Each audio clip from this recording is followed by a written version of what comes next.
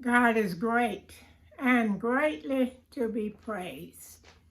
We are continuing our study of our Sunday school lesson.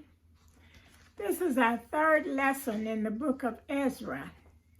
We first studied freed from captivity, last Sunday free to worship, and this Sunday we have free to celebrate.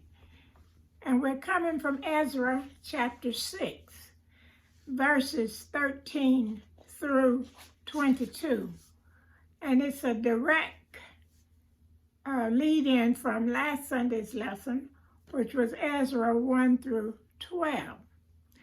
So the king has decreed that the Israelites should be allowed to rebuild the temple, and they will be furnished with the materials and the things that they needed to build the temple.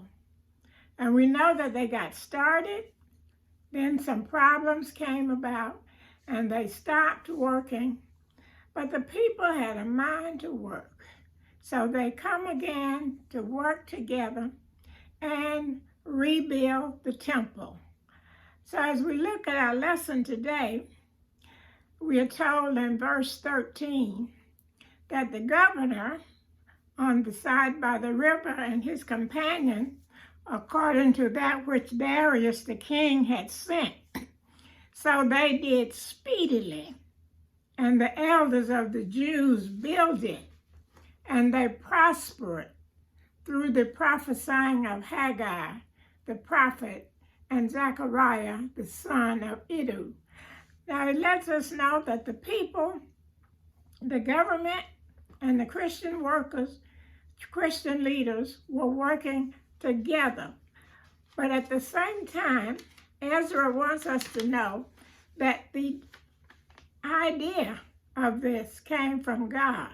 He said, and they built it and furnished it according to the commandment of the God of Israel, and according to the commandment of Cyrus and Darius and Xerxes, king of Persia. So God was using the pagan kings to get the work done for his people, the Israelites.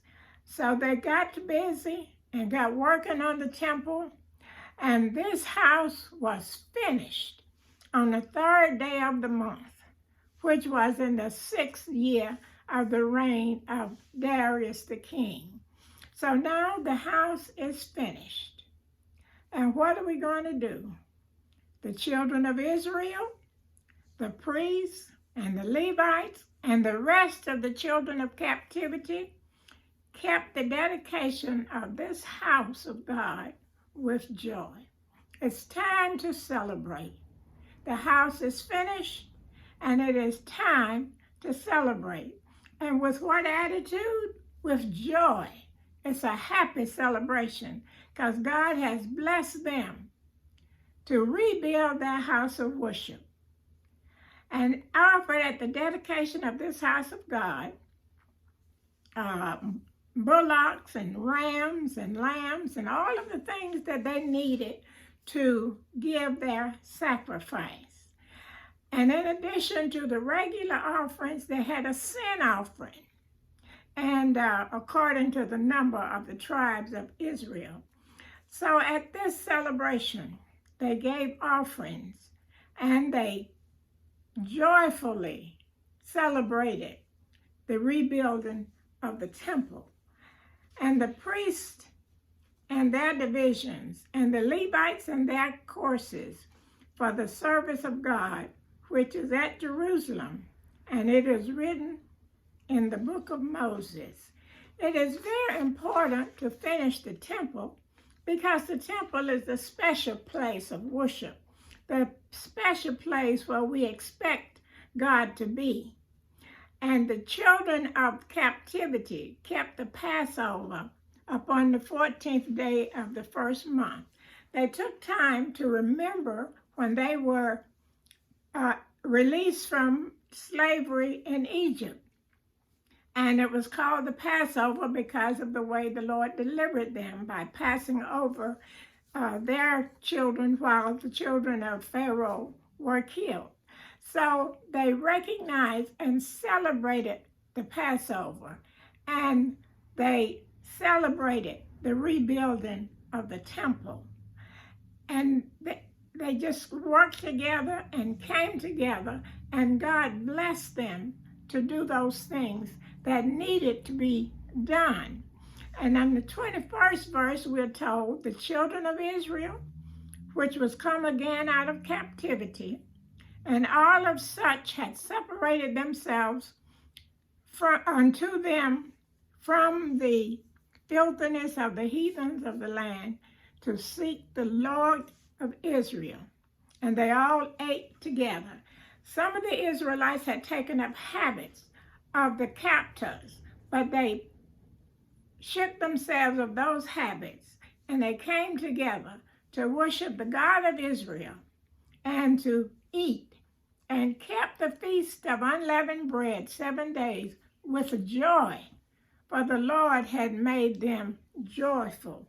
Now that's a lesson for us Christians today. We need to be joyful about the things that we're doing and the worship that we are giving to our Father. Not sadly, but joyfully. And turn the heart of the king of Assyria unto them, to strengthen their hands in the work of the house of God. If we are sincere in what we're doing, the Lord will provide us some help. He turned the hearts of the kings to the work of the Jews. And it lets us know that if we just keep on pushing and keep on doing those things that we know we have to do in the name of the Lord, that He will send us some help. And as we look at this lesson today, as I see it, the lesson has a practical message for us. It shows us the importance of leadership and fellowship, the importance of obedient cooperation. We see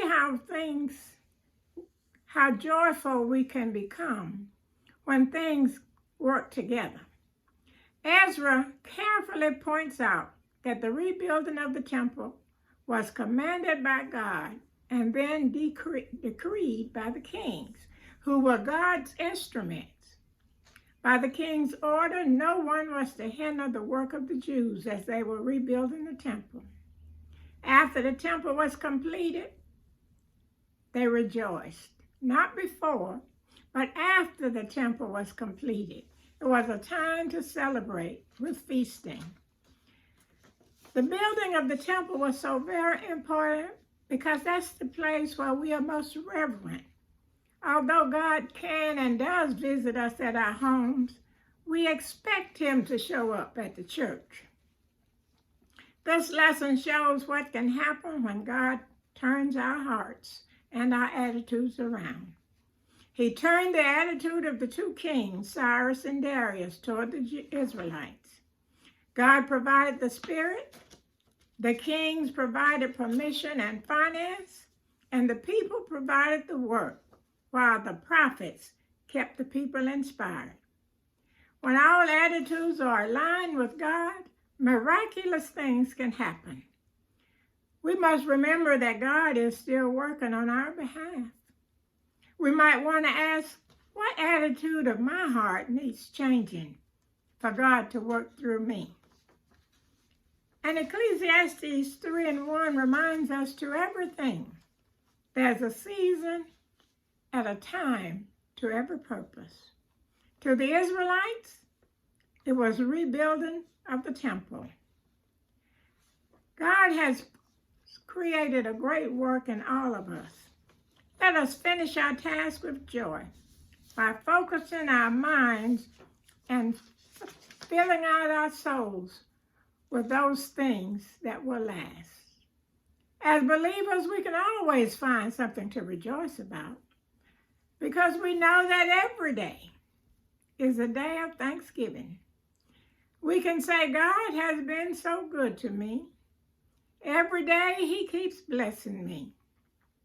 He opened my eyes that I might see. just how much He's blessing me. So we will take the time to praise the Lord today.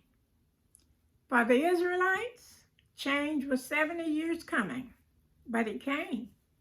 So I say to you today, if you're praying for something that hasn't come through yet, don't stop praying. Keep working. And someday you'll get to celebrate. Because every day is a day of celebration. May God bless you.